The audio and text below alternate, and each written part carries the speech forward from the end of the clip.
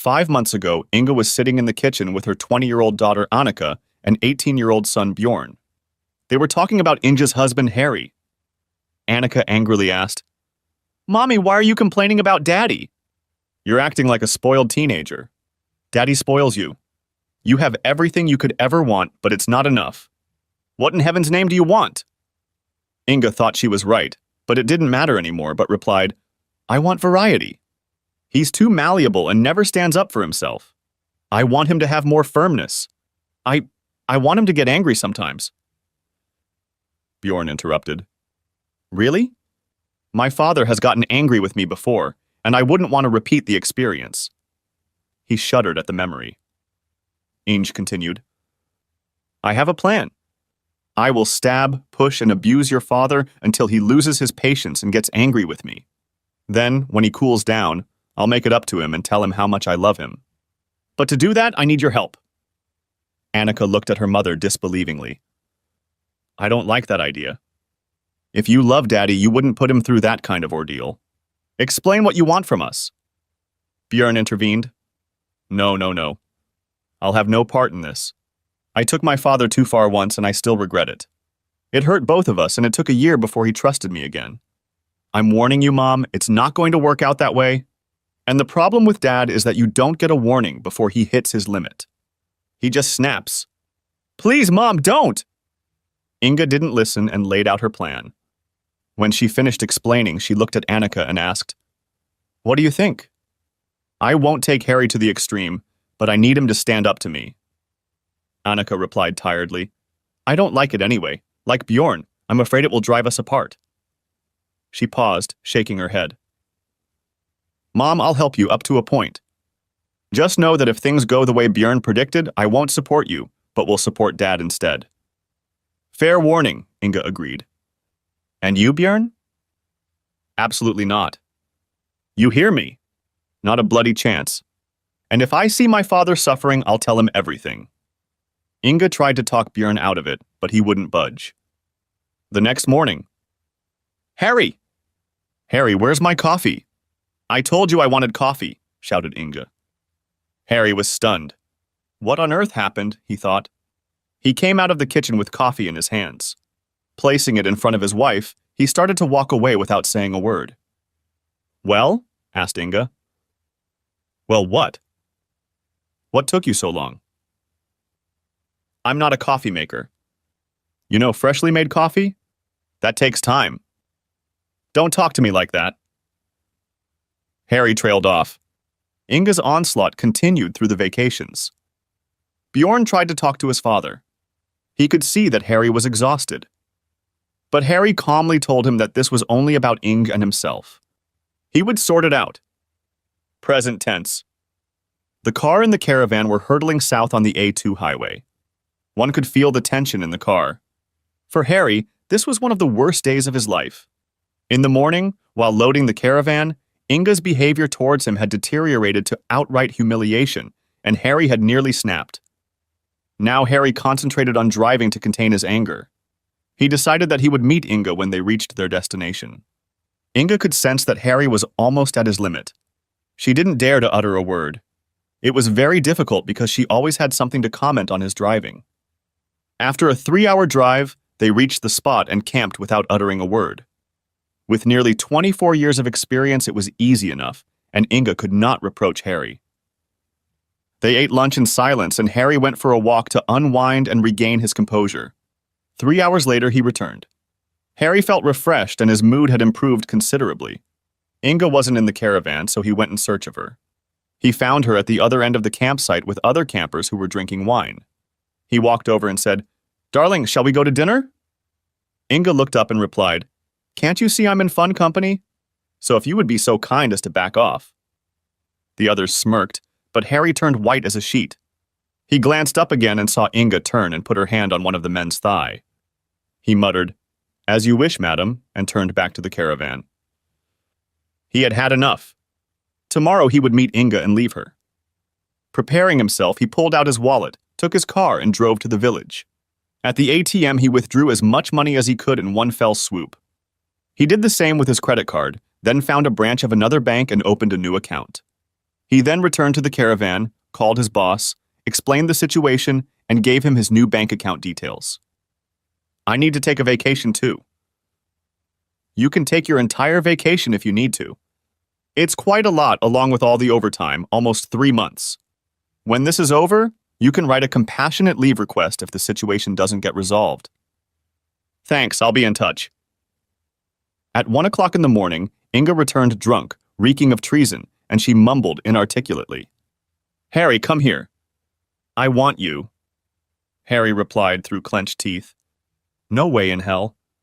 Who knows what's been in there since tonight? Screw you! There was venom in his voice. Inga was too far away to notice Harry's mental state. She collapsed onto the bed fully clothed and went out like a light.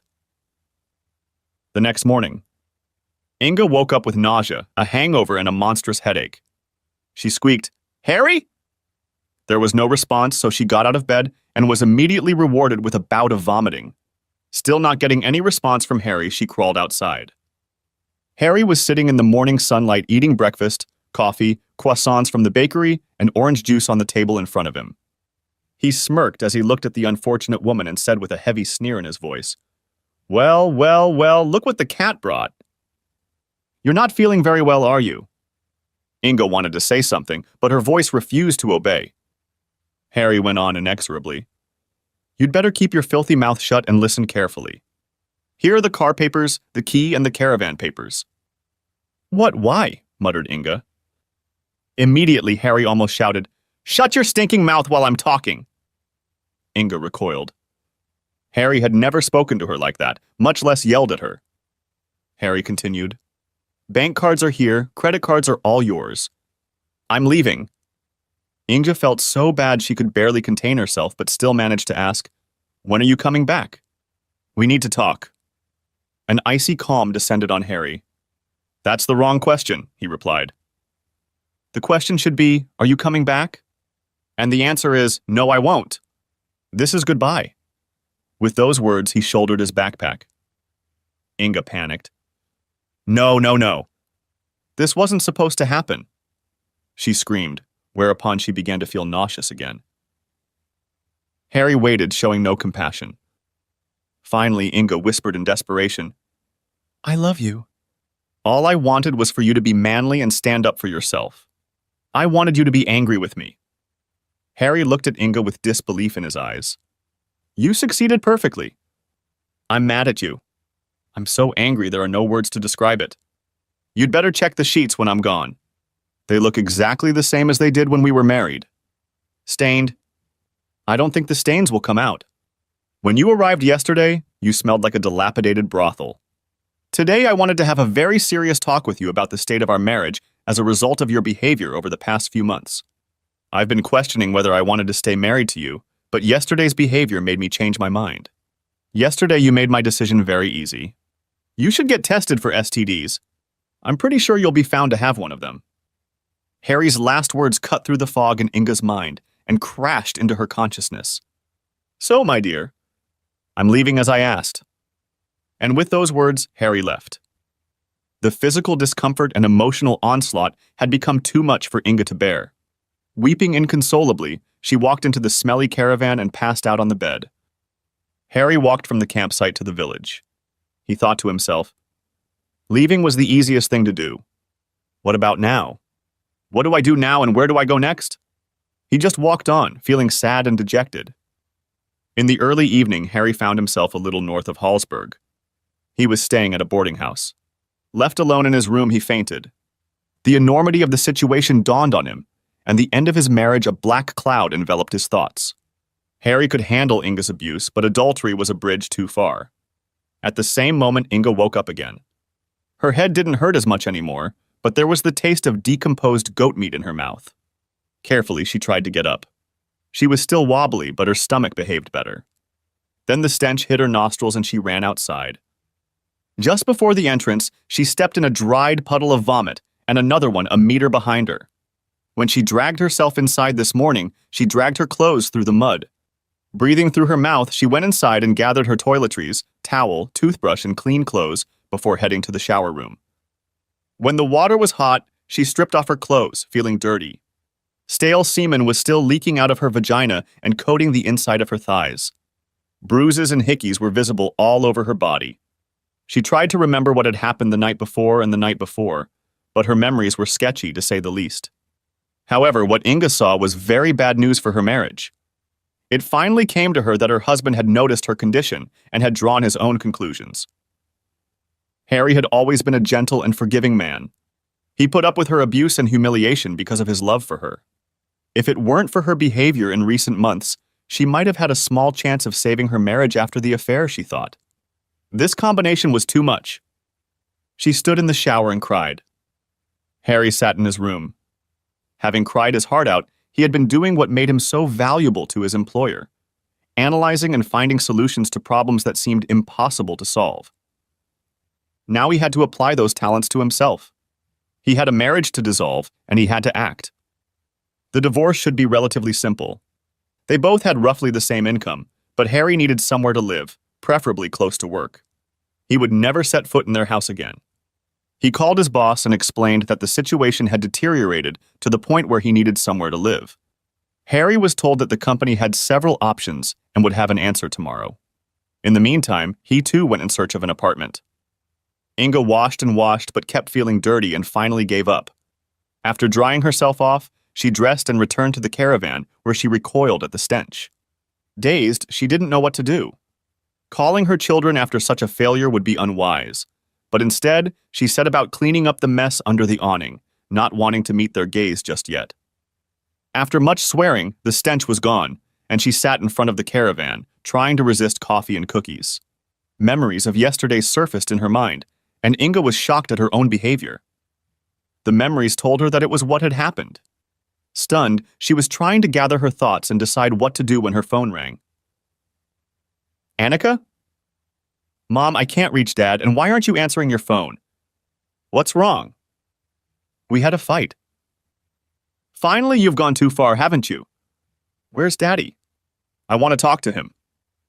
I don't know where Harry is. He threw my car keys, papers, and bank cards in my face and walked away from me with my backpack. What did you tell Dad to make him leave like that? You know how he is when he gets really mad. Mom, you're in very big trouble. Don't I know it? I don't think he'll ever come back to me. Things have happened that Harry won't forgive. I can only hope the divorce will be amicable. Divorce. Mother, what have you done that you even think there's no chance of reconciliation? Inga pulled herself together and told the whole story as she remembered it, including Harry's taunts about good company. Her voice cracked as she told her daughter how she had told him to get the hell away.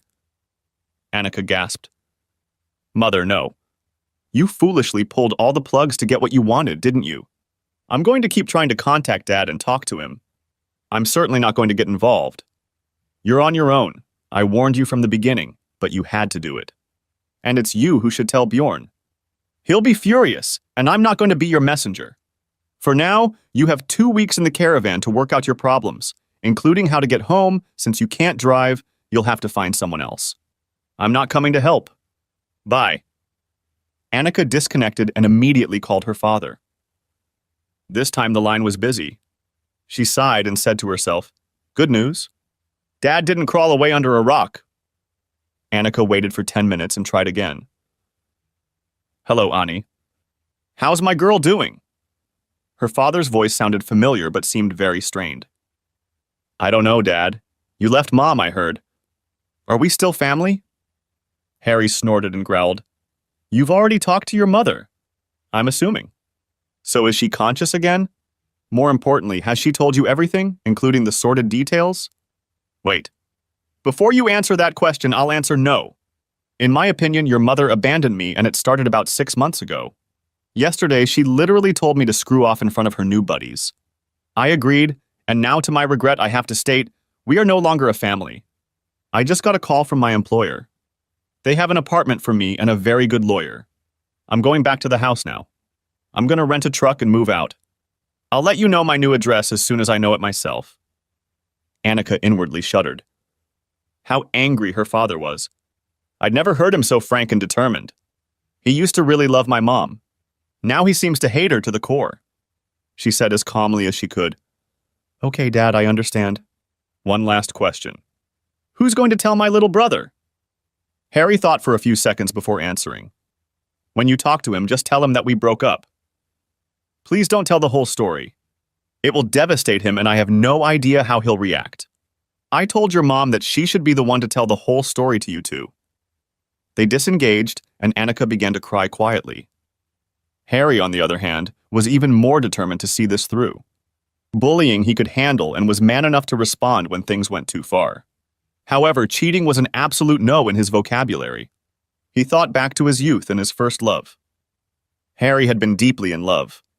They had already planned the rest of their lives together when she returned from a vacation with her parents and told him she had fallen in love with a local boy. He forgave her and all was well until the next vacation. He was shocked to the core when he found some pictures of her making out with another local talent. When he asked her about it, she admitted that she had cheated on him again.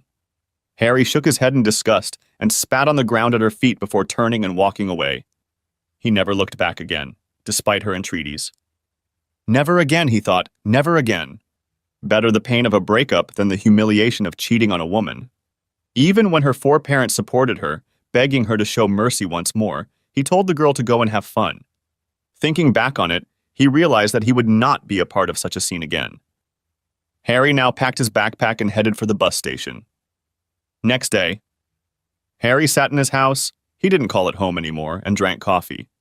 In an hour, he had a meeting with CEO Gerard Dirksen and his lawyer. He had had a sleepless night packing things he felt he couldn't do without and family heirlooms, like a 250-year-old clock. CDs, books, and the like were already packed and he was ready, but he didn't yet know what awaited him, so he delayed hiring a van.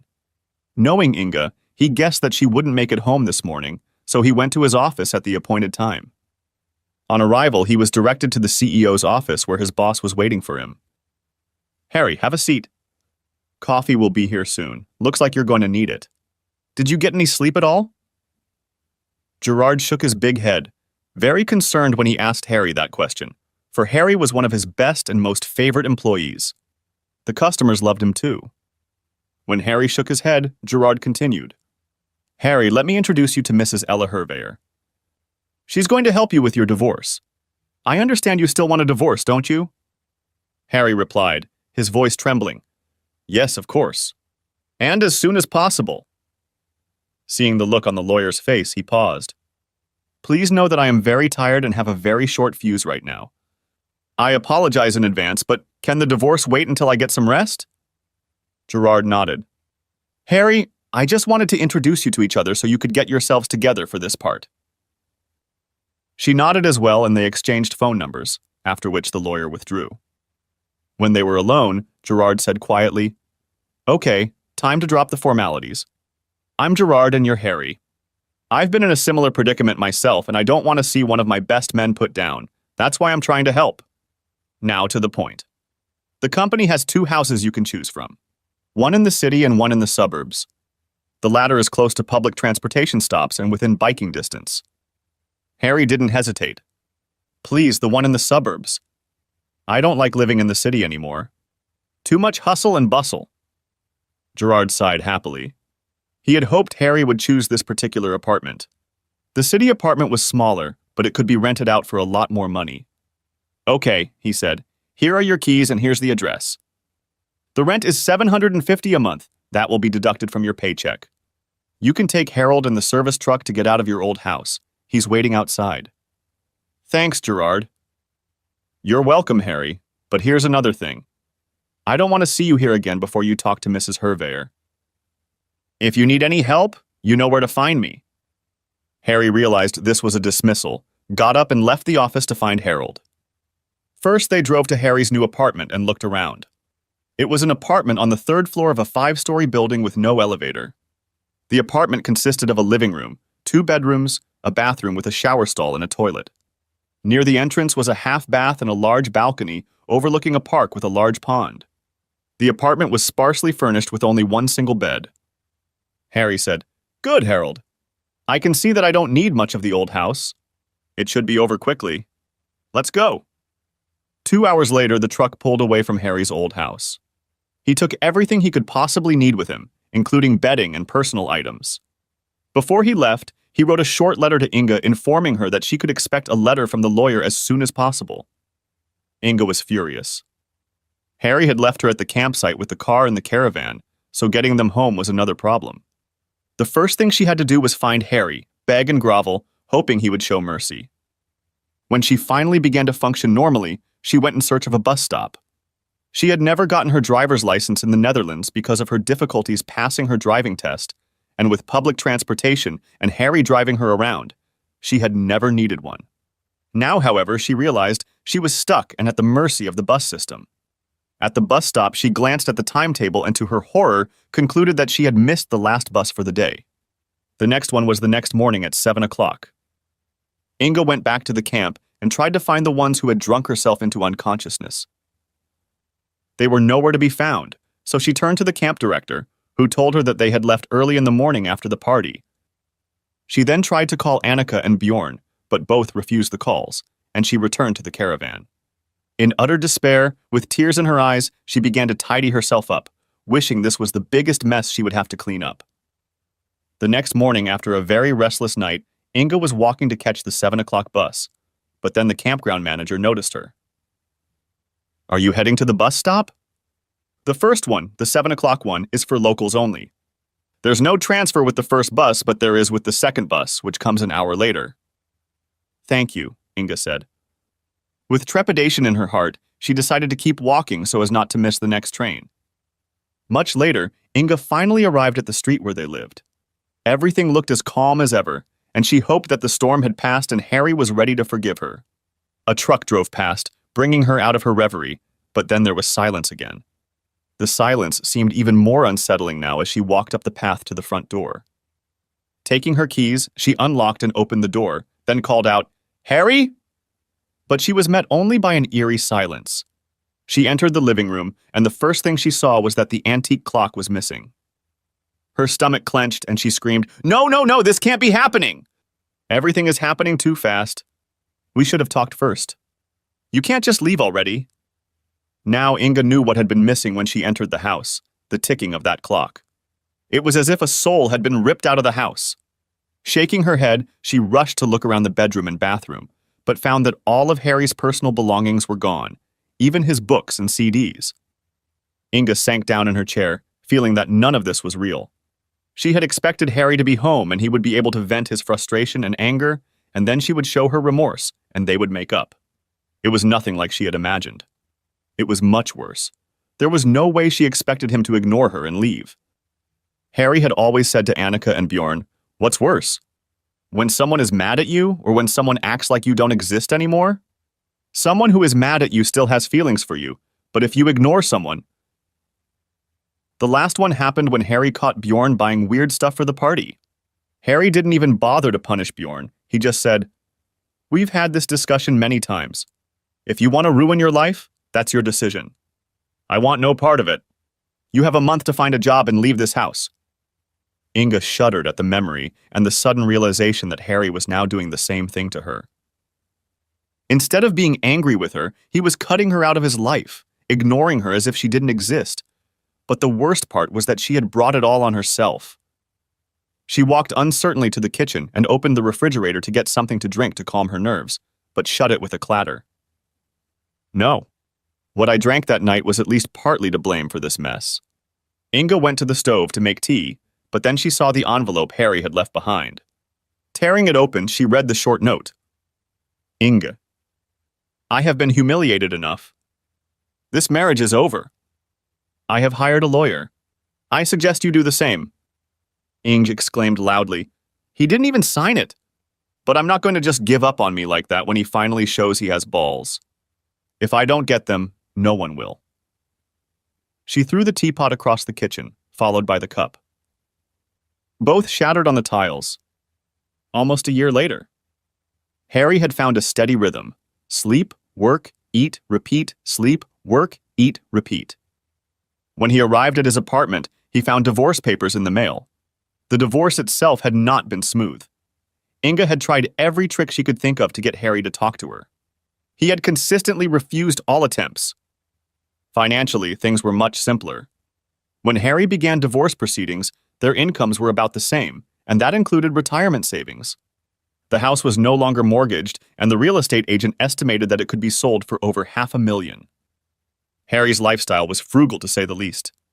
Harry worked 12 hours a day, and because of this, he was doing very well. He earned some exceptionally high bonuses, so he had to find something to invest the money in before the tax authorities claimed an excessive portion of it. Harry decided to look for a house, with a garden, a place to mess around with his motorcycle, and a place he could turn into his library. He envisioned the place piled high with books, but he also wanted his high-end stereo and music collection to be there, and he thought it would have comfortable chairs and a couch.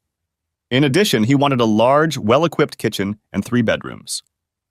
With these considerations in mind, Harry turned to the internet and people at work to find a suitable estate agent. When he found a well-established agent he liked, he emailed to arrange an appointment.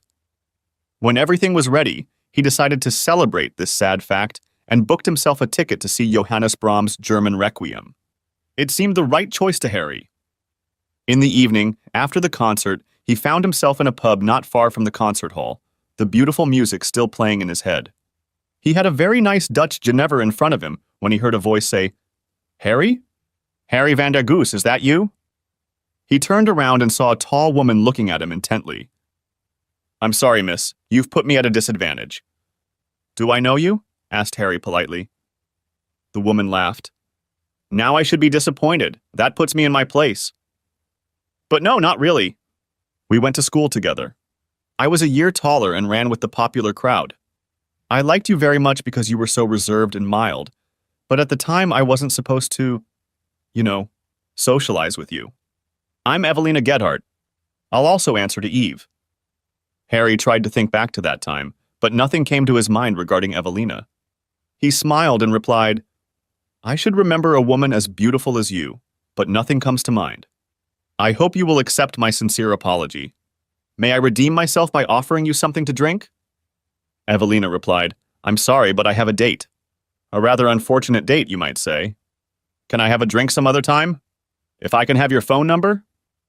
A man appeared behind Evelina and growled, "Baby, don't be a wimp. This is our date, and you're going to have a good time with a real man."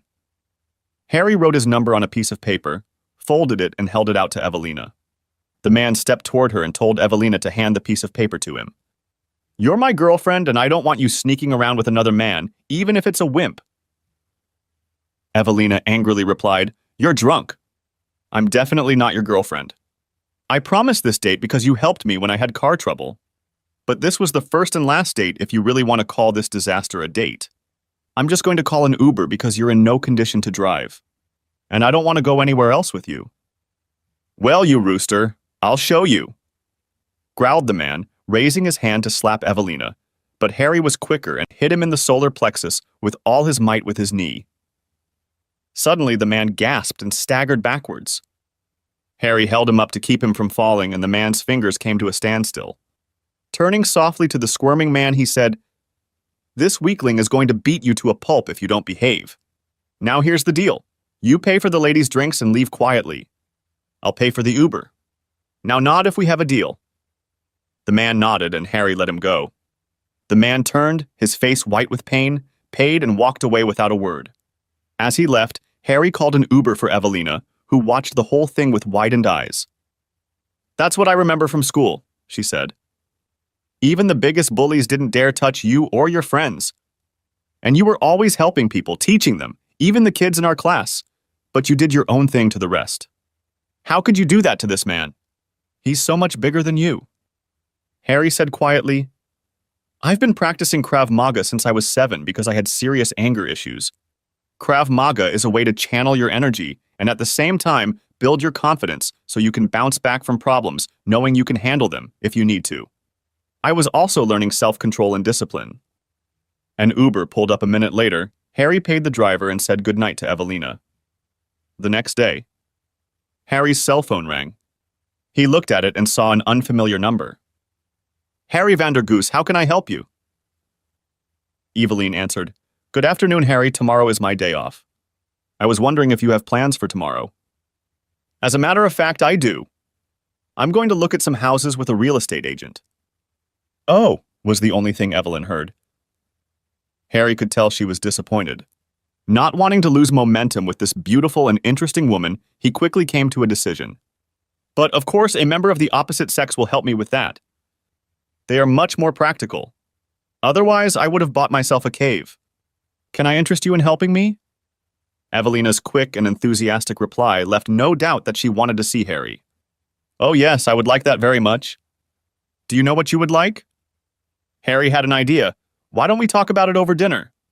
Take your pick. Either I'll cook for you or you tell me what restaurant you like. Evelina laughed and asked, Can you cook too? Now it was Harry's turn to laugh. When I cook dinner, I never have any complaints or leftovers. Oh, and before you start saying that small portions are the reason, no, I don't make small portions. Really? I thought you were a bachelor who eats out every day. Before Harry could formulate a response, Evelyn continued. So you cook for yourself? Every day? Yes, Harry replied. I've become something of a recluse lately. Yesterday I went to a concert and had a drink for the first time in a year. Oh dear. How did that happen? It's a story that still hurts too much to share. The only thing I will say is that the night I met you, I received notice that my marriage was officially and legally over. I felt I had to celebrate the occasion. With a requiem. She paused briefly before saying, Oh, that's too bad. In that case, I think I'll take a chance on your culinary skills, Harry. Where and when would you like to see me? Harry gave Evelina his address and she said she would be there around 6. At 6:05 that afternoon, Evelina stood in front of Harry's door and thought to herself, Nothing to be nervous about. But still she had to be, and with sweaty hands she rang the bell. Harry opened the door almost immediately. Ah, there you are. And oh my God, you're just beautiful. You look beautiful. Evelina was wearing a dress that skimmed her body and flaunted her long, slender form. Her long, dark hair was gathered into a ponytail, and light makeup emphasized her hazel eyes.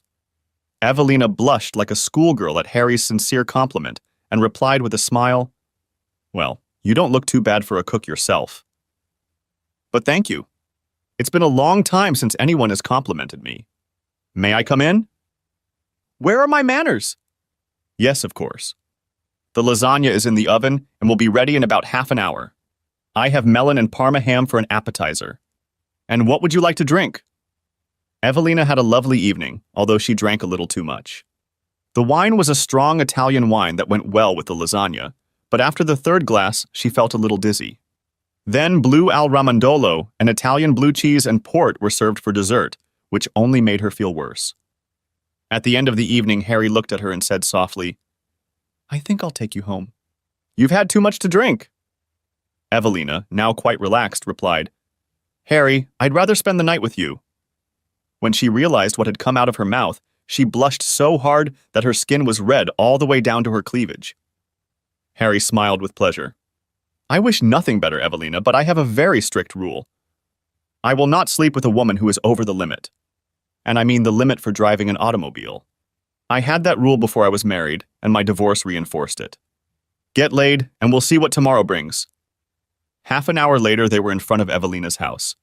Evelina turned around, looked at her feet, and whispered, embarrassed, I know you don't think I'm pretty enough to take me to bed, but can I have a kiss?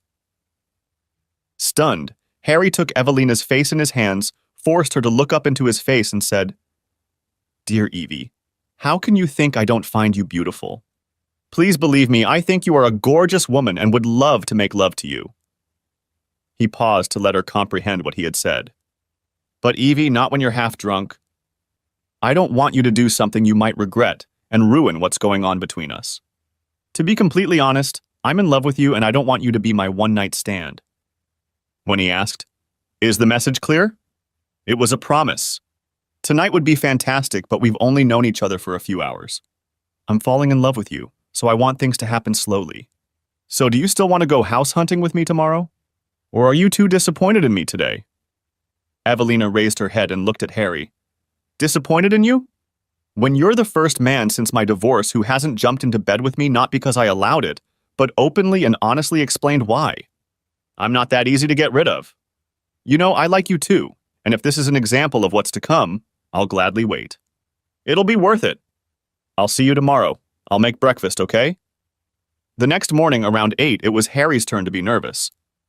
He knocked on the door and it opened almost immediately. He took a deep breath and said, "My God, woman, I need to focus on the house today. The way you look makes it completely impossible." "What an outfit." Evelina melted in his arms and giggled. "And yes, Harry, I've fallen in love with you too, and I'll wait like you said. This is just the beginning." After a delicious breakfast, Evelina asked Harry to wait so she could change into something more suitable for house hunting. When she returned, she was dressed modestly in a sweater, jeans, and sneakers. "Shall we?" she smiled, taking his hand. When they met, the real estate agent looked very businesslike, but he kept looking at Evelina. He told them, "I have 4 houses, 1 in the city, 2 in the suburbs, and 1 in a small village nearby. But it needs more work." Harry immediately responded, "Skip the one in the city. I've made it clear I want a garden." As the agent walked them through the houses, one of the suburban houses was also cast aside and they drove to another. On the way, Harry couldn't get rid of the thought that he had seen this man before. The agent chatted incessantly with Evelina, praising the house, the garden, and the neighborhood, while paying absolutely no attention to Harry, his client.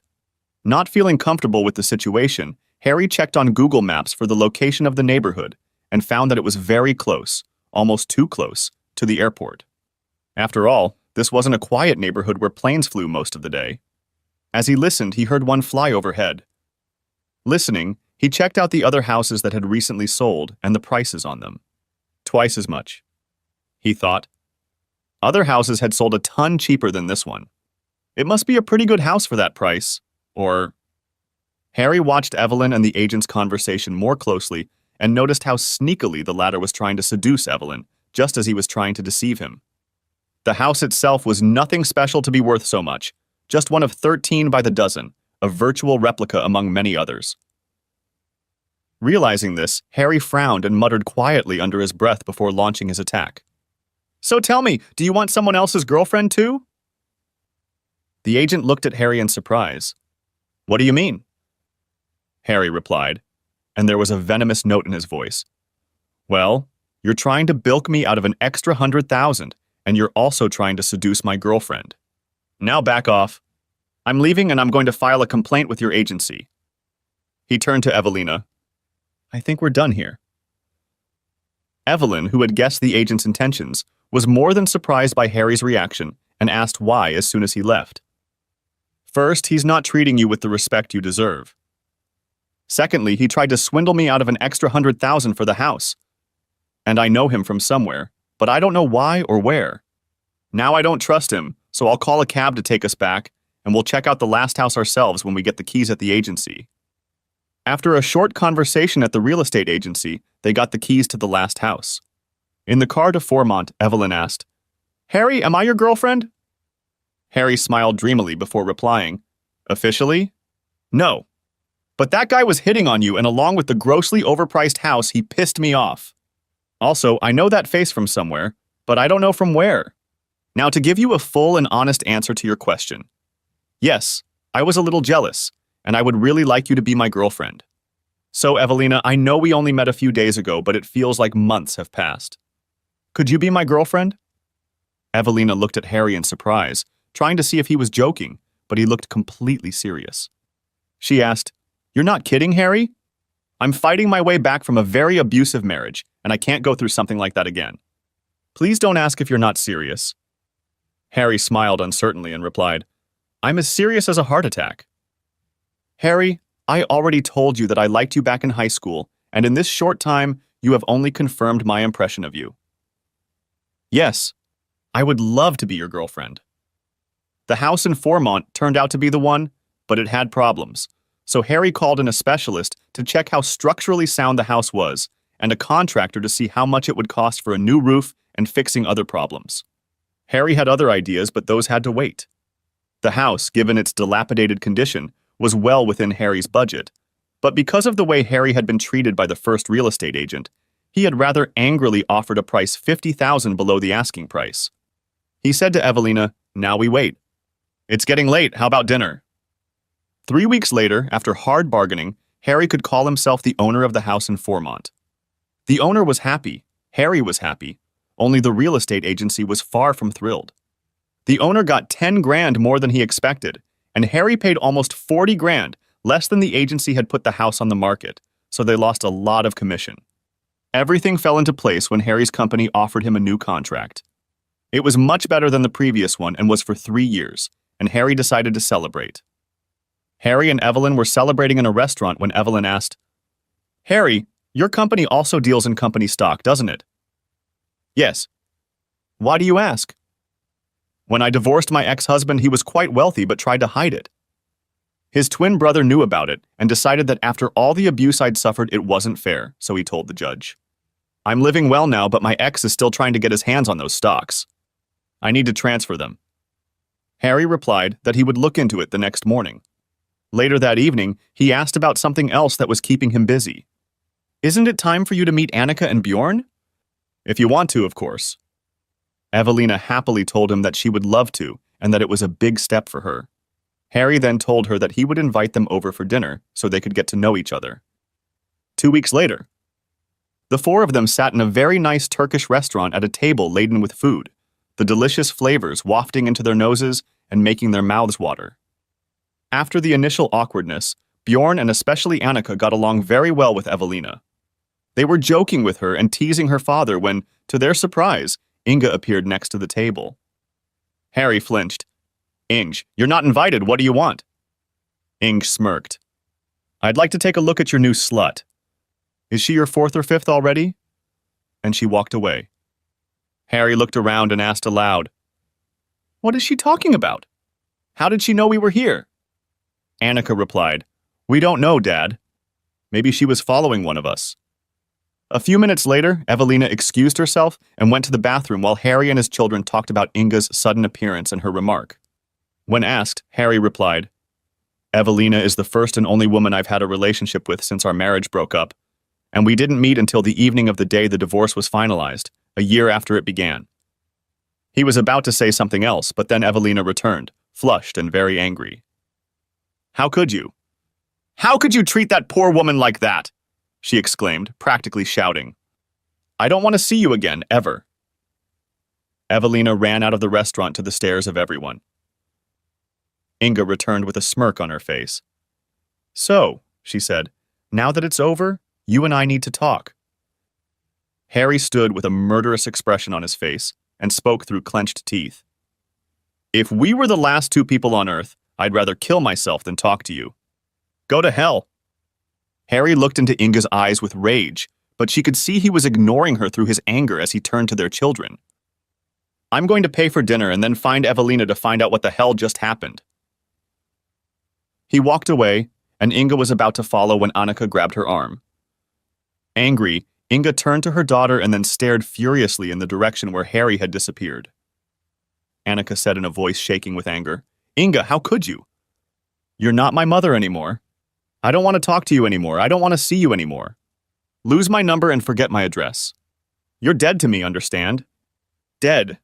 Now back off." Bjorn was much less eloquent. "I agree. The same goes for me." And in the same breath he added, "Come on, Annika. The air near this table is polluted." They walked out, leaving Inga puzzled when the restaurant owner appeared beside her. In a whisper he said, "Madam, because of you I have lost a very good customer. I urge you to leave before disaster strikes." Inga turned to him. "Are you threatening me?" The landlord replied, "No, madam, but my bouncer will drive you out by force if necessary." A few minutes later, Inga found herself on the street without the aid of a bouncer. She was furious with Harry. How dare he walk away from me like that? And then walk away again without waiting for an answer? She simmered, thinking about everything that had happened and coming to the conclusion that she wouldn't find him this evening. The next morning, Harry tried to contact Evelyn, but she refused all contact. Even his letter came back unopened a few days after it was sent. Harry was devastated and went back into sleep, work, eat, and repeat mode. When Evelina suddenly disappeared from his life, all thoughts of socializing ceased, and in the days that followed he stopped seeing people at all, except for his children and those who were at work when necessary. A couple weeks after the events at the restaurant, Harry was called into the office of Gerard Dirksen, the CEO of the company. A few seconds later, lawyer Ella Herveyer came in. Gerard's usual friendliness vanished when he asked, Mr. Vander Goose, are you familiar with the no fraternization clause in your contract? Surprised, Harry replied, Yes, of course. Why do you ask? The lawyer interjected. Because we have evidence that you are communicating with one of our clients, Mrs. Evelyn Gethard. Do you have any comment on that? Harry was stunned. He stammered, Not really. I knew Mrs. Gethard before she became our client. Mrs. Herveyer immediately snapped back. You know that's the reason for the dismissal, don't you? The company can't afford scandals if the relationship goes sour. This conversation should also mean that your contract is terminated. HR will inform you of the procedures. However, we will need your laptop and phone. Harry's blood pressure began to rise. He counted to 10 and back up again, but by 0 he was still exploding. The angrier Harry got, the softer and more emphatic he spoke to his opponents. Now he spoke almost in a whisper. You've got it all wrong. Mrs. Gethard and I were friends before she became a client of this company. In fact, I brought her here when she needed someone to handle her accounts. We haven't seen each other in 2 weeks, so if you terminate my contract, I'll consider it wrongful termination and act accordingly. One more thing. The laptop and the phone are private property. From me. I can show you the receipts. They come with me. Now it was Dirkson's turn to stammer. He hadn't expected Harry to answer. This whole affair with Harry's ex-wife had made him think Harry was a cocky guy. This time he stumbled half-heartedly. There is confidential information on these items, so I demand them. What are you demanding? Check your contracts. That information is kept confidential between the account holder and the account manager of this company. I am the account manager. This is blatantly clear. All the accounts I handle have my signature underneath them. Not yours. Now what do we do? The lawyer, clearly hurt in his ego, said, Your contract is terminated immediately. The reason will be fraternization with the clients. You will receive written confirmation when you get out. I will need a list of the accounts you handle so we can let them know they will soon have a new account manager. I'll also confiscate your laptop and phone. Harry grinned grimly. Good luck with all that. You'll hear from my lawyer soon. Several months later, Harry walked out of court with a grim face, even though everything had gone as he had predicted. The company was to pay Harry the full amount for the remainder of his contract, including bonuses based on the average of the previous 3 years. In short, given his lifestyle, he didn't need to work anymore. To make matters worse for the company, several account holders asked Harry to continue working for them and transferred their business from the company to Harry. The judge remained deaf to Mrs. Herveyer's and Mr. Dirkson's complaints that Harry had stolen the accounts. Leaving the courthouse, Harry called Annika and Bjorn to invite them to celebrate with him that evening. But first he headed home. He needed to bathe. His house was finally finished and had everything he had dreamed of. A library, a large kitchen, a garage, and next to the master bedroom, 2 self-contained guest rooms. In the back, he had built an outbuilding with a gym and a pool for working out.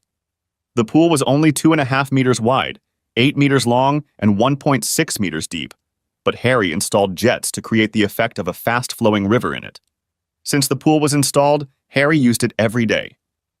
Physically, Harry was in great shape. Swimming, running to exercise his cardiovascular system, and Krav Maga to increase his strength and stamina made him so, but mentally, he was slowly sinking into the water.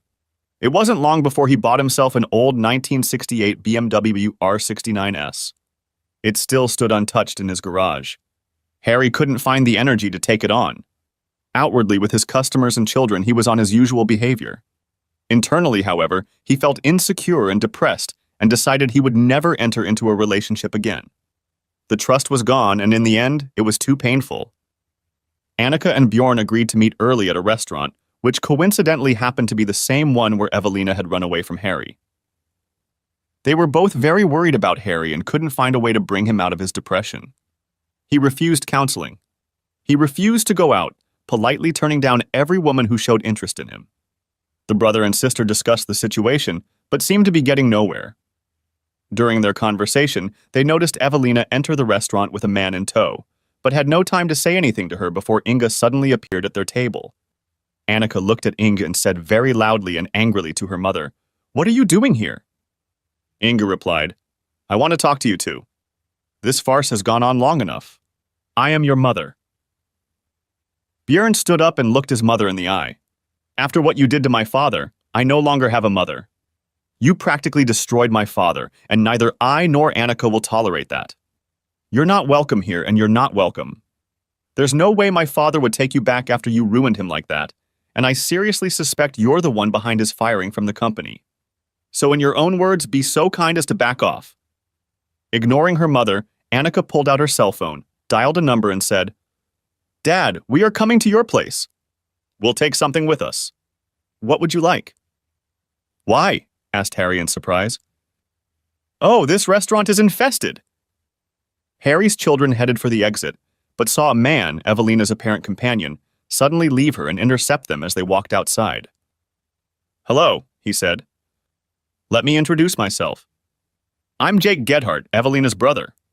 It seems this schemer tricked my sister about your father. Can we meet privately sometime to talk about it? Annika was surprised by his revelation and suggestion, but she was thinking fast. Here it was, our chance. At least, Lord, I hope so. She quickly handed Jake a business card, writing her personal number on the back, and then smiled across the room at Evelina to show that she had no ill feelings toward her. To Jake, she said, Please call me soon. My father is a hermit now, and we can't get him to relax. As you saw a moment ago, there is nothing my mother can do to help. Jake nodded and turned back to his sister before directing her to their table. Evelina, sensing apprehension, asked her brother, What are you doing? That man wants nothing more to do with me. Jake replied, That remains to be seen. And you haven't been on your best behavior since you ran away from that troublemaker either. I suspect you still have feelings for him. Take that chance. I'm calling, He looked at the card and realized he didn't even know the girl's name. Annika, tomorrow, first thing in the morning to get things sorted out.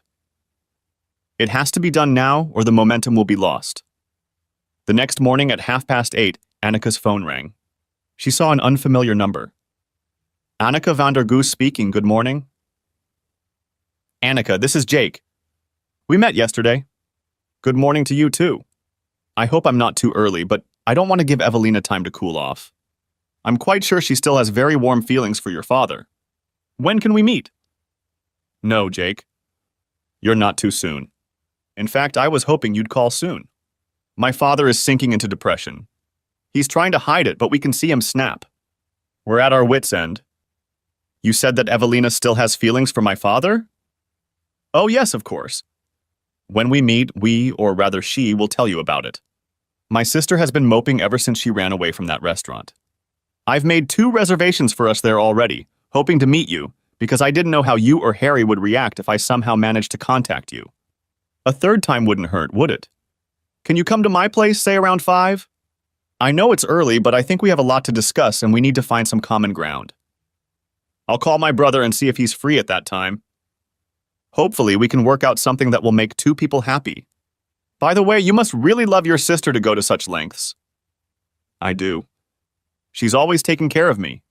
Now would be a good time to repay her in kind. I'll see you at 5. If your brother can't make it at 5, have him come as soon as possible. I'll send you the address and prepare a meal. Okay. We'll take care of the drinks. Wine, beer? Which do you prefer? Can we have both? I like beer and Evelina likes wine. Consider it done.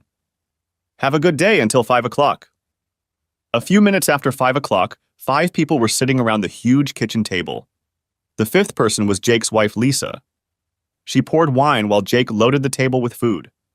A large platter of turnips, carrots, potatoes, and chicken legs, slow roasted in the oven with rosemary, lemon, and garlic, freshly baked bread to dip in the juices from the roasting, and, as an appetizer, spicy chicken broth. After looking over all the dishes, Annika politely inquired, Are we going to talk while we eat or wait? No, Jake replied. We'd better start right now. Annika looked at Evelina and asked her, Evelina, can you tell me what our mom told you about my dad? Evelina blushed. I'll give it a try. Keep in mind that she described my ex-husband to the smallest detail. That's why I panicked. She took a deep breath and said, I went to the bathroom. Your mom was already there. She asked if Harry had told me why he was divorced. When I answered that I hadn't, she said she would tell me because I needed to be warned. She told me that he had been verbally and mentally abusing her for months, and on the first day of the holiday, when she went out for a walk, he went for a drink with some strangers. When she came back, he was making out with another woman and told her to back off because he was having fun. Annika and Bjorn looked at Evelina meaningfully, shaking their heads before Bjorn replied. The story is almost true except for one detail. It wasn't my father who did this to my mother, but the other way around. Furthermore, my mother arranged for my father's dismissal on false charges. He was having an affair with a client, you, Eveline, and they had a picture of you and my father on the day she had her dirty talk with you. Eveline turned white as a sheet as Bjorn spoke. When he finished, she said in a thin voice, "Is Harry all he appears to be? I left a decent man because I was stupid enough to believe the lies your mother told me?" Evelina began to sob uncontrollably. Annika walked around the table and whispered softly in her ear, "Maybe there is still a way to make you two happy with each other?" She looked around the table and asked, "What should we do?" Lisa commented, "No matter what we try to do, your mother will always try to disrupt everything. The mental state she is in right now will always cause problems, so I think you two need to deal with that first. Now I can think of something, but it's not something you're going to like, so you decide for yourself." Bjorn immediately replied, "Lay it out. We'll do almost anything." Lisa continued, "You have to let your mother back into your life." Both of the Harry children looked sharply at Lisa and wanted to say something, but she held up her hand. "Hear me out," she said. "In order to do that, she must fulfill a few conditions. First, she must leave your father alone and stop interfering in his life. And second, she must see a psychiatrist to sort out her problems. There is something wrong with her." Annika and Bjorn looked at each other for a few moments and then nodded slowly. "That's an idea." "We can do that, can't we, brother?" Annika said. "So what do we do about my father?" Harry lay in the pool and swam until he was exhausted. He was having a bad day and was venting his frustration out of his body. In his 47 years, he looked very trim. Swimming in Krav Maga did wonders to his body. He had to buy himself new clothes because the old ones didn't fit anymore. His shoulders became broader and muscles appeared on his arms and back. His stomach became flat and taut and his butt became firm. He had never been a couch potato, but now women, and some men too, were starting to pay attention to him. That's why he was so upset that night. Harry was rich, lived in a nice house, and generally looked like a healthy specimen of the human race. The only problem was that after 2 failed relationships, he wasn't drawn to trying new relationships. Women, especially women, started hitting on him, and he had to politely talk them out of it. That day, one female client was unwilling to take no for an answer and threatened Harry to transfer her portfolio to another company. Harry advised her of his old company and turned the woman down, much to her dismay. Finally, as his muscles ached with fatigue and his lungs burned in his chest, he staggered up the stairs and climbed out of the water. He was just wiping himself down when the doorbell rang. Harry put on shorts and a t-shirt, checked the outside camera, and angrily opened the door. "Inga, how frank do I have to be?" "Whatever you want, the answer is no. Now go and get out." Harry slammed the door shut and activated his security system, turning on recording mode. If it came to a fight, he wanted to demand a restraining order, and for that, he needed proof. Inga felt good as she approached Harry's house. Earlier that day, she had finally received her health certificate. The year before, her escapades had been rewarded with a very tenacious syphilis. Tonight, she planned to make it up to Harry. Inga hadn't seen Harry in months. She had tried every possible way to get him to talk to her.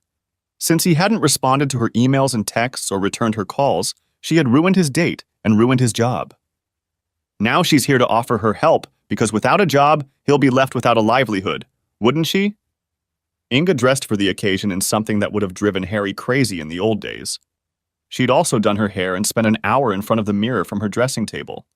Confident in herself and her plan, she rang the bell. The door opened quickly, and she looked up to see her ex-husband. This was not the man she had known before. This man had broad shoulders and a trim figure. Only the hunted face reminded her of the old days, and Harry's reaction caught her off guard, leaving her wanting more. Harry had answered her with the same words that had ruined her marriage and then slammed the door in her face. Inga felt tears threatening to ruin her makeup again. Right after meeting with his ex-wife, Harry's phone rang. What? Dad? Oh, I'm sorry, daughter. I thought it was your mom. She was just at the door. What did she want? I don't know, I didn't give her time to open her mouth. I yelled at her to get out and slammed the door in her face. So reconciliation hasn't come for her yet?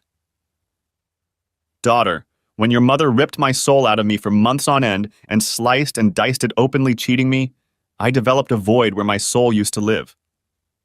Somehow that void was filled again, but something in me was gone. My love for your mother has all but evaporated, and some of my empathy for other people is gone too.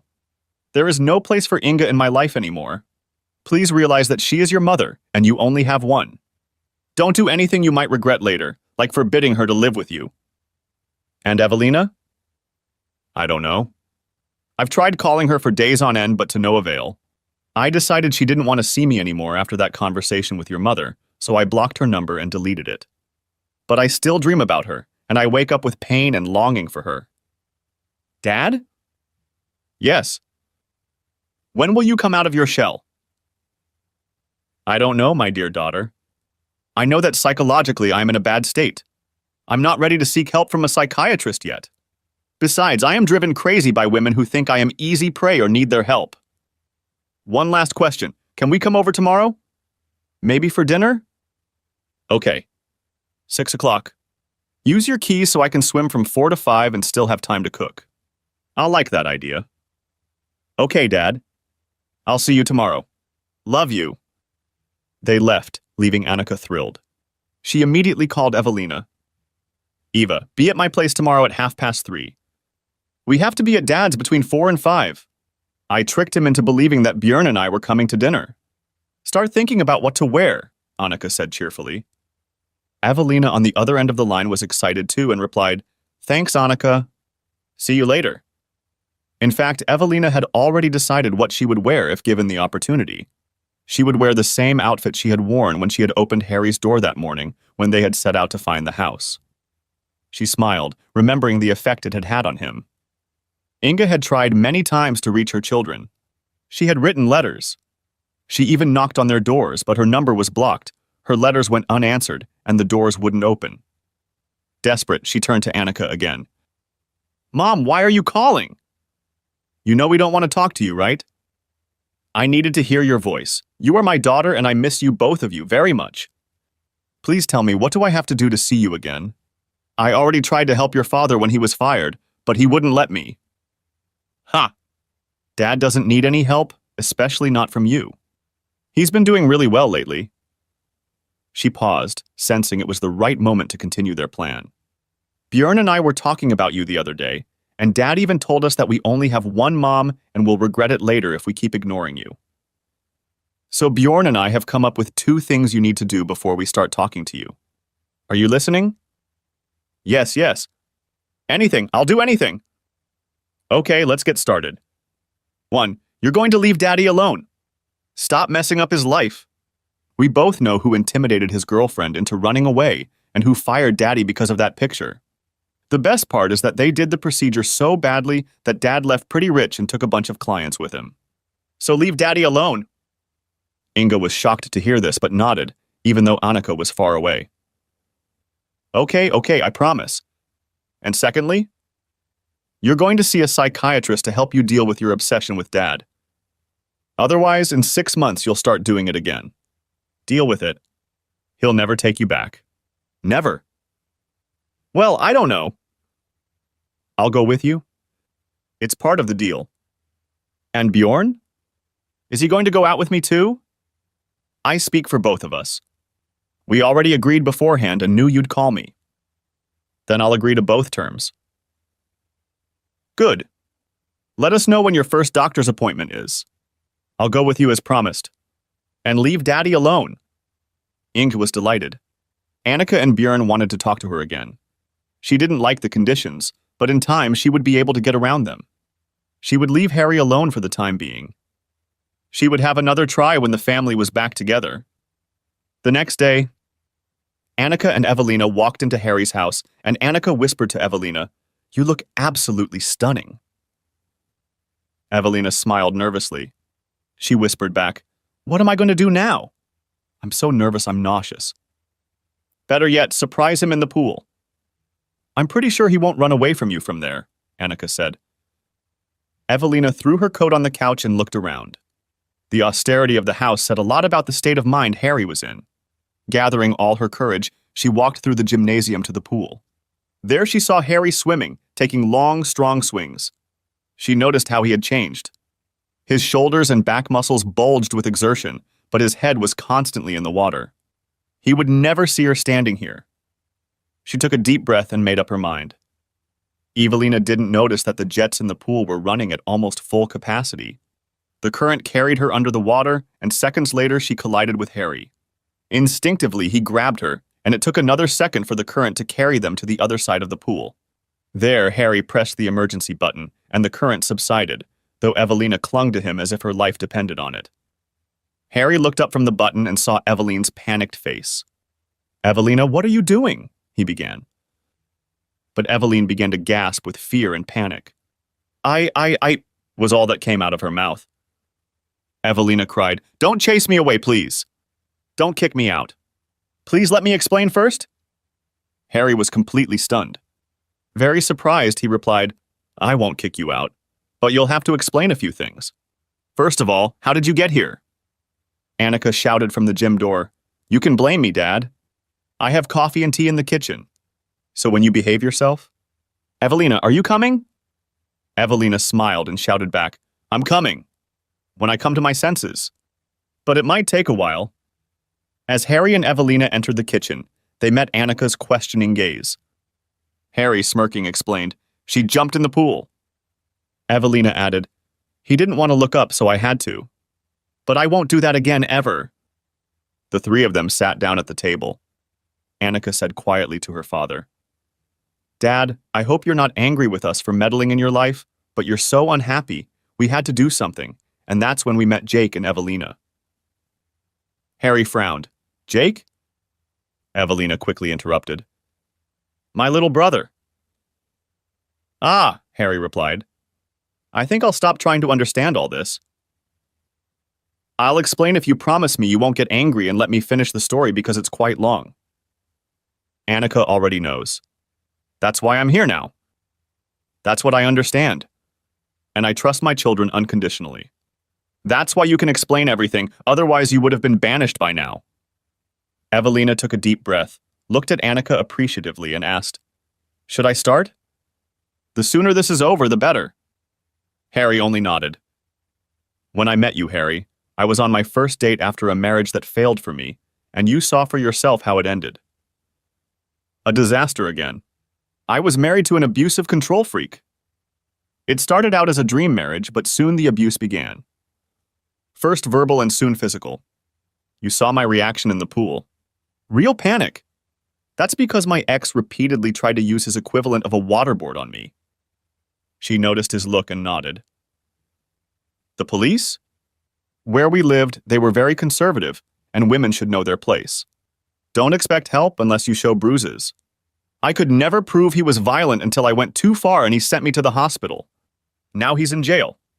And then I met you. Harry, I've always liked you. At school, you went your own way and didn't take any crap from the jocks. Ignored the queens, even when they threw themselves at you. They only did it because you ignored them. They couldn't handle it. You also helped anyone who asked you with math, chemistry, and physics assignments. Even when we had only known each other for a few hours, I felt like I had known you for years and was in love with you. When you asked me if I wanted to be your girlfriend, I felt like I had never felt before. You took your time and didn't rush me. About a month later, you took me to meet Annika and Bjorn at that restaurant. Your ex-wife showed up there and announced with a chuckle that I was your fifth girlfriend, as if you were dating all of us at once. My heart dropped. When she told me these lies about you, she described my ex-husband to the smallest detail. I panicked, and the only thing I could do was run away as fast as I could. It took me a few days to calm down. I was so scared that I ignored all your requests to talk to me, returned your letter, and didn't open it when you were at my door. A week later, I saw Jake and told him everything that had happened. He in turn said it was probably all a lie from a jealous ex-wife. After that conversation with my brother, and with his support, I tried unsuccessfully to reach you. My calls didn't go through. Harry nodded, remembering how he had blocked her number and deleted it from his contact list. I didn't have the courage to knock on your door. I was afraid you'd turn me down, she said, bowing her head. Harry asked, How did you have the courage to show up today? Jake, Bjorn and I pushed it, Dad, Annika replied before Evelina could open her mouth. And Evie, why did you decide to jump naked into my pool? Evelina's heart twitched. He'd called her Evie, his pet name for her. She replied, I don't know. You had your head in the water, and I wanted your attention so badly that I overcame my hydrophobia. When I was swept away by the current, I was so scared, Harry, but you saved me. Her eyes were cloudy, and she fought back tears as she continued to speak. I'm so sorry I ran away without asking for your side of the story. I just don't know what possessed me. And I'm sorry that I showed cowardice and came here. Can you forgive me? Harry looked at Annika, then at Evelina. He whispered, Evie, I already told Annika that I still dream about you and it hurts every time I wake up. I don't have a choice, do I? Do you know the song Avalanche by Leonard Cohen? It begins, I've been caught in an avalanche. It covered my soul.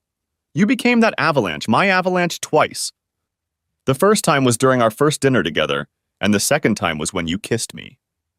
Evelina's mouth opened, closed, and opened again, but no sound came out of it, and tears overwhelmed her. Harry knelt down beside her, took her face in his hands, and forced Evelina to look into his eyes. Evie, look at me.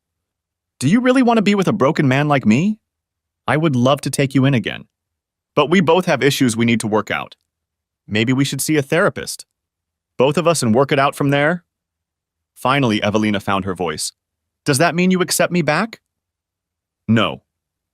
After a second, Evelina turned white as a sheet, but Harry quickly continued, wiping a tear from her cheek. I never told you to leave, did I? You ran away on your own. In fact, I should ask you if you want me to come back. Evelina couldn't believe her luck and squeaked, Yes, I really do. I was such a fool to let myself be played with like that. Can I stay here tonight? That's when Annika intervened.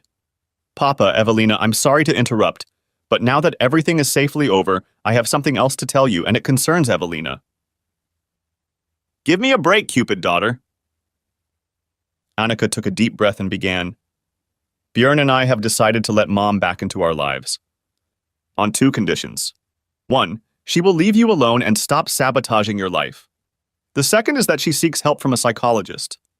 I will accompany her myself. Good, said Harry decisively. It is very wise of you to allow your mother to return to the house. That pleases me very much. If it will help relieve future tensions, I promise to be well behaved when I meet her. Annika and Evelina raised their heads, both wanting to say something. Harry continued before they could. That doesn't mean I'll invite her to dinner, but there will be a time when you or your brother will want to have a family dinner or something like that. You won't have to choose between 2 parents because of me. I can't speak for your mother, of course. Annika sighed. Oh, Daddy, you're so sweet. Thank you, and she kissed his cheek. And now I'll leave you 2. Evelina, are you coming? She grinned. Evelina, still unsure, looked at Harry. Do I have to? Harry smiled. Not on me. I have a spare bedroom. He laughed loudly and said, But whichever room you choose, you'll find me in bed. Evelina blushed and smiled at the same time. Before going to bed, they went to the bed and got busy.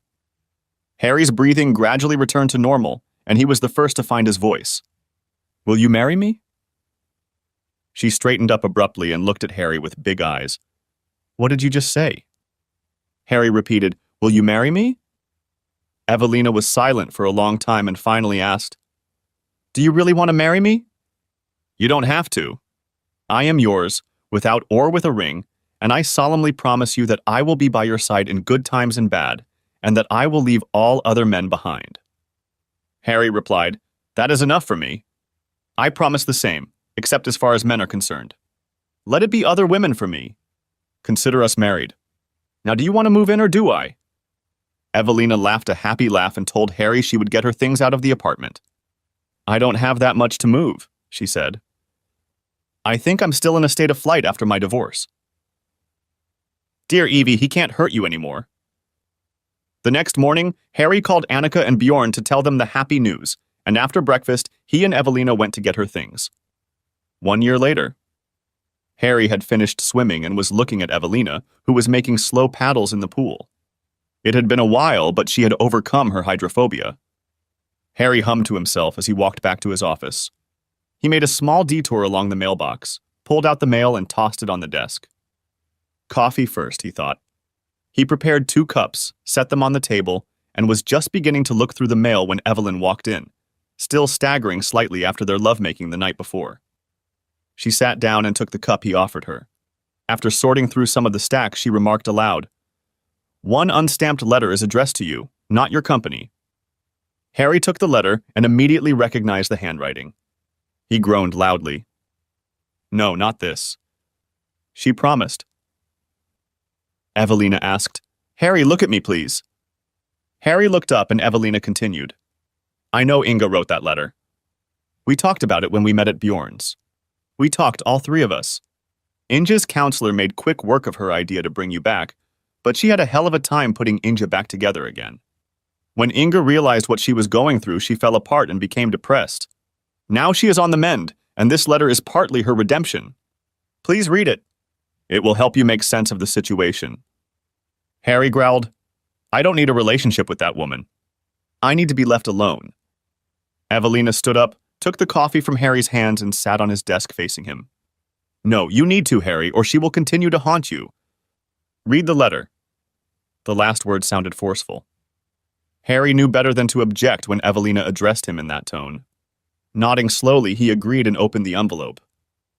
"Dear Harry," "Yes, it's still Dear Harry to me, even though I know you think otherwise and I still love you.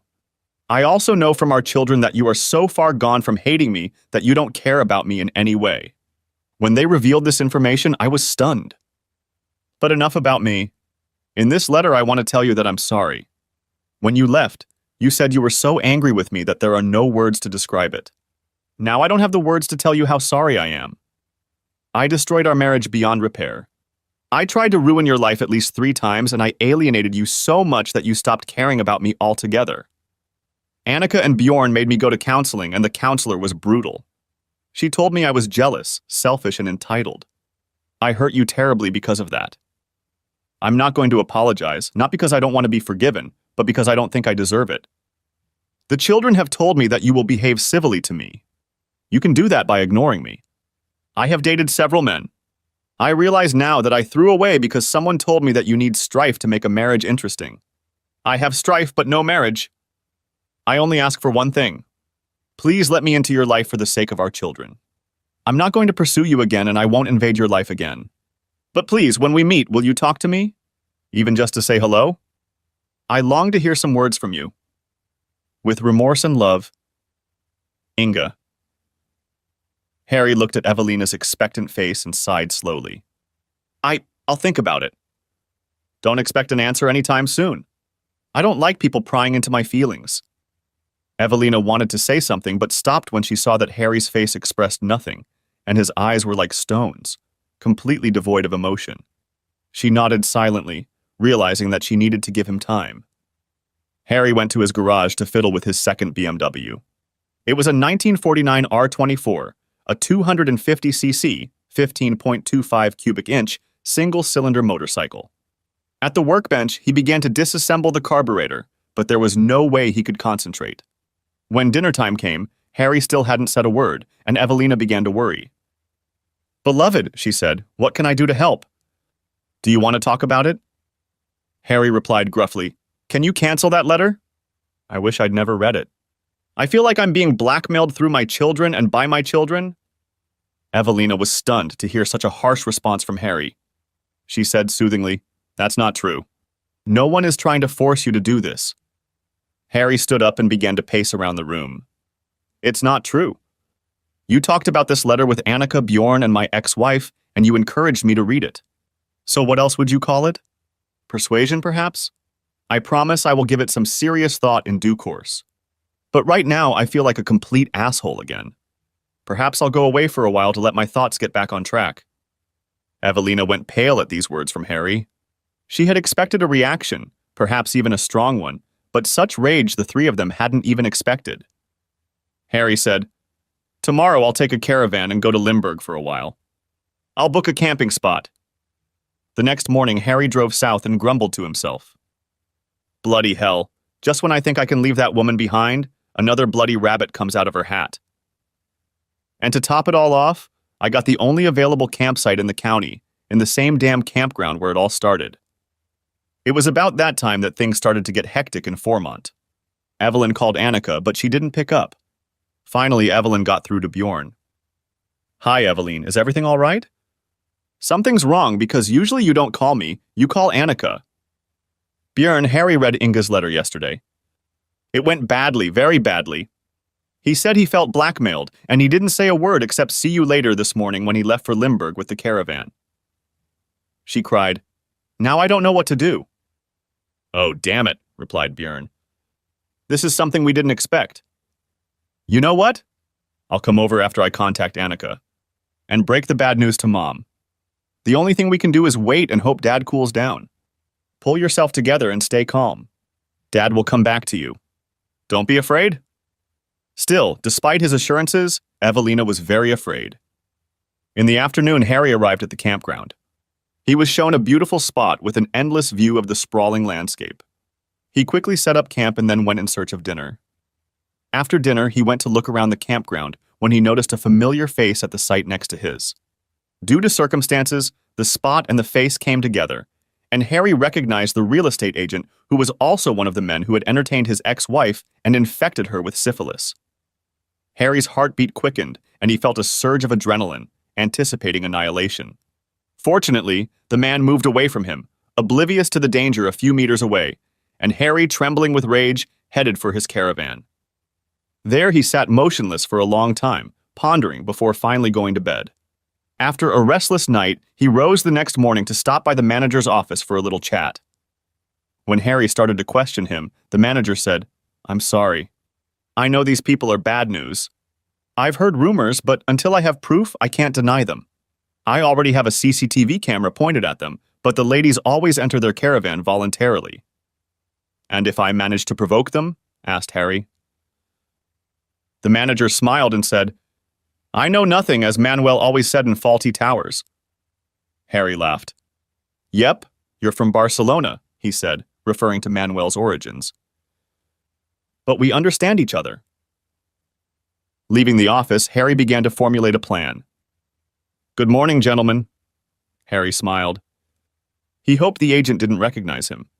He hadn't shaved in days, and this man had met him over 3 years ago. Harry looked very different these days. The man lifted his head, red-shot eyes and dark gaps beneath them. He wheezed, "What do you want?" Harry replied with an innocent face, "Me? Nothing, but since we're neighbors, I came to offer you coffee. You seem to be in need of a cup." The man looked at Harry suspiciously. "Why would that be?" Playing dumb, Harry replied, "It looks like you were having fun last night and I'm all alone here." Harry left the rest of the sentence for later. After a little thought, the man said, "Call me Abe and bring something strong to drink. It's ladies' night." "Okay," Harry said. "What time?"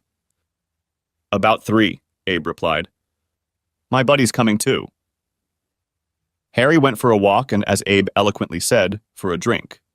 He bought a bottle of brandy, whiskey, and a bottle of young Dutch Genever that looked like water. Harry replaced most of the Genever with water. He was taking a risk, but most people didn't drink Genever anyway.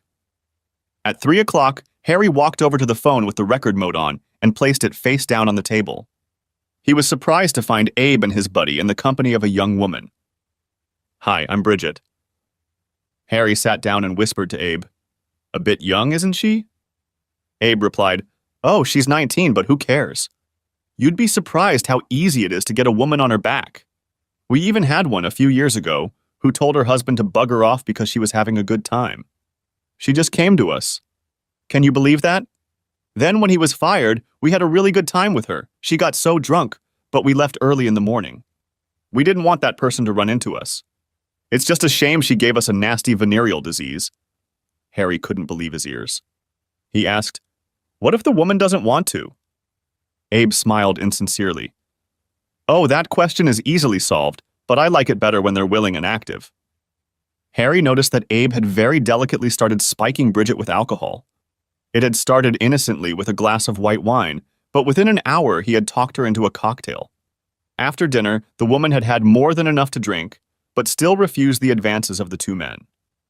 Abe and his friend also exceeded their limit and became more aggressive. Eventually, Abe said, "Time to engage Daddy's little helpers." Harry made sure the CCTV camera was focused on the spot, and his phone was still in recording mode on a table nearby. He said, "You know, I don't think I like this." "Cooled off? What are you going to do about it?" Abe grinned. Harry, determined to escalate the situation, looked at Abe and muttered, "Which one of you needs to be treated for syphilis?" "Oh no, of course, both of you." Abe's friend turned purple. "How do you know that?" he shouted. "Because it was my ex-wife who treated you to it, asshole. And now that I know how you act, I'm going to put a stop to it." Harry expected more, but before he could react properly, Abe lunged, and a knife suddenly appeared in his hands. Harry then staggered to a chair and sank down onto it. "Evelina?" "Yes, Bjorn?" "What happened?" "Dad, he's in the hospital." "He was stabbed and the police want to arrest him for abuse." "What? What happened? Is Harry okay?" "I don't know. I know he needs surgery. That's why they called me. As soon as Annika is here, we'll pick you up and go to him." "Please, yes, I'll pack a bag for him." For a long time, the car was quiet. Bjorn kept the car just below the limit for which one could lose his driver's license. Evelina sobbed softly. "I wish we had never given him that letter. After all, it was the reason he went there in the first place," Annika said in a quiet voice. Bjorn focused on the road in front of them, but couldn't help himself. "Dad's not for getting into a fight. With all that Krav Maga, he's learned to stay away from them. I guess he had to defend himself or he'd be ambushed. I've seen what he's capable of. I almost feel sorry for the other man." 2 hours later, they arrived at the hospital. They were met by a police officer. "Good evening. I'm Officer Janssens. May I know who you are?" Introductions were made, and Janssens continued. "Mr. Vander Goos is no longer a suspect. Judging from the CCTV footage and phone records, it was pure self-defense. It appears he also saved a woman from being raped. 2 men attacked him without warning. I must say that Mr. Vander Goos has proven himself to be very good. The 2 men are going to really regret taking him on." "2?" asked Evelina. Annika interrupted. "How is he? Is he in danger?" Janssen said he didn't know, and they would have to ask the doctor. Finally, after asking directions several times, they reached the right room. There, a nurse informed them that Harry was being operated on. His condition was serious. It was assumed that he would pull through, but he had lost a lot of blood. No one said anything about there being no guarantees, but everyone understood. She told the anxious trio that they could wait there or rent a guest room across the street, promising that they would be called immediately when Harry returned from surgery. Annika, Bjorn, and Evelina crossed the street in the middle of the night. There the waiting began. Beep, beep, beep, beep, beep. "What's that noise?" "Shut up! Don't you know I have a headache?" thought Harry. He wanted to say something, but he couldn't move his tongue, and his lips seemed to be sealed shut. He heard a rich, deep voice. "Ah ha ha, there he is again. Mr. Vander Goos, if you can hear me, please raise your right hand." Harry, rather tentatively, complied with the request. "All right," said the man. "Let me introduce myself before I explain a few things. My name is Derriter, Dr. Derriter, and I'm going to help you get back on your feet. You just escaped the Grim Reaper, so you'd better calm down a bit. First, I'm going to free you from some of your restraints and wet your mouth. Then you'll see some very anxious people, but I can't stress enough that you need to calm down." When he and the nurse had finished taking out the tube, the doctor opened the door and gestured for Evelina, Annika, and Bjorn to come in. He looked at Evelina and muttered something like, "Lucky bastard," then left. Evelina was covered in tears when she finally asked, "What happened?" "I shouldn't have given you that letter." Harry smiled and whispered, "No, It cost me, but now I have a clear answer to Inga's letter." He closed his eyes and whispered, "I'm so tired." In a few seconds, he was asleep again. After a short visit, Evelina and the children went to see Dr. DeRitter. The knife nicked a major vein. Fortunately, we got there in time. As a result, he only had to reinforce the wound. The wound itself has been stitched up, and he will be sore and numb for a while, but he will be able to go home next week. Keep in mind that he will have to wait at least 3 months before he can start practicing any martial arts he likes again. Bjorn asked, "How do you know my father practices Krav Maga?" Krav Maga, that explains a lot. Officially, I'm not at liberty to tell you, but you should have seen the other two guys. One of them will need a cane for the rest of his life, and the other is eating through a straw for now." A week later, Harry was sitting in an armchair at his house with Inga's letter in his hands.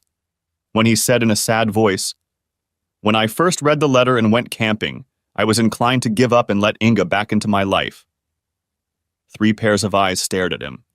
The men at the campground turned out to be the same ones Inga had been having fun with almost 4 years ago.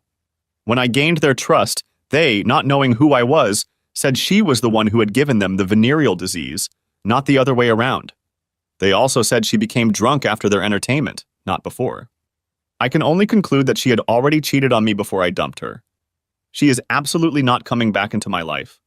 However, I will treat her like a stranger because I don't want my children to have to choose which parent to invite over for a visit. And it's my responsibility to tell her that, so I beg you not to interfere. Please promise me?" After 2 weeks, Dr. DeRitter allowed Harry to begin exercising again. For the first few weeks, he exercised under the supervision of a physical therapist. 6 weeks after the flight and fight, he pondered how he should proceed in his conversation with his ex-wife. Unable to find an appropriate way, he decided to improvise and see what would happen. A week later, Harry was waiting at the same restaurant where Inga had tried to ruin his budding relationship with Evelina. Evelina and Harry were now deeply in love with each other. Evelina had gotten rid of her insecurities during their counseling sessions together, and Harry was slowly shedding his distrust in the meantime. He saw Inga entering the restaurant and was surprised to see that she had guests. He stood up and waved as both women walked to his table. "Inga, I see you've brought company for a private conversation." Inga wanted to cry. This was not the reception she had hoped for. She and the consultant had discussed several scenarios, and this opening was the one she dreaded the most. It was one of the worst scenarios. Inga knew it wouldn't be easy. That's why she had brought the counselor with her, hoping that she could defuse the possible explosive situation.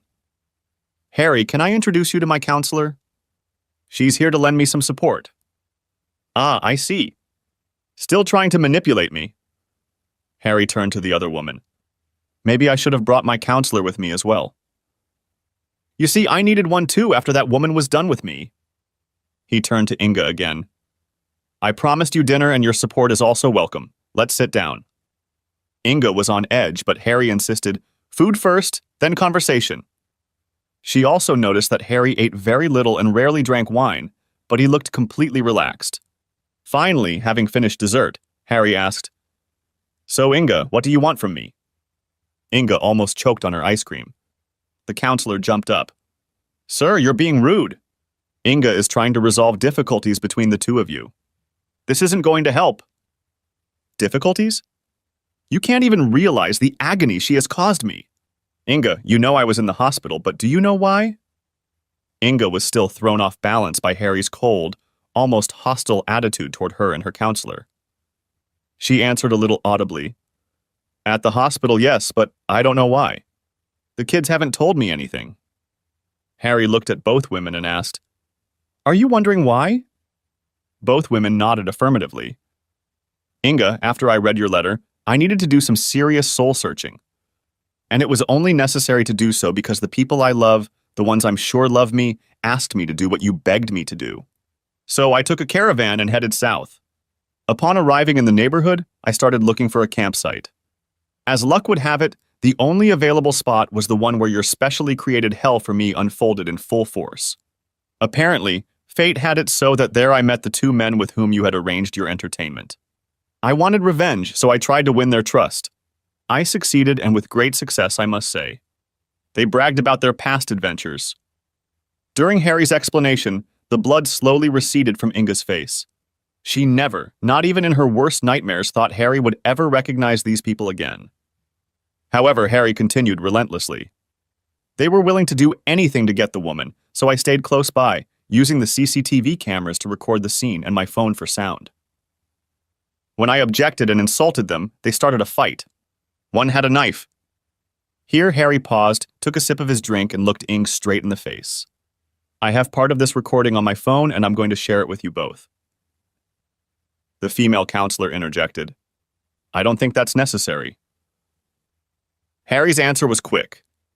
I'm sure it isn't, but you're not my counselor, and I think it's absolutely necessary that the reason for my decision be clear beyond any doubt. He turned on the tape, and Inga trembled with excitement. This was the part she had been hiding from everyone. Tears streamed down her cheeks as the tape exposed her lies. When the recording ended, Harry's eyes, unlike hers, were devoid of any emotion. His face was calm. These people only recognized me after the recording was made. I used it to encourage them to attack me. But the information was given freely. So, ex-wife, I have come to the conclusion that months before this event, you indulged yourself and cheated on me with at least one man, and maybe several. Not only had you humiliated me and insulted me constantly for almost 6 months, but you had completely backed out of your wedding vows. And even if I didn't think your grand finale at camp was enough to make my decision, it sure helps.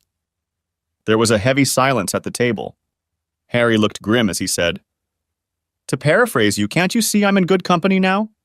So if you would be so kind as to back off. With those words, Harry got up, paid the bill, and went home to be with Evelina, the woman he loved. The end.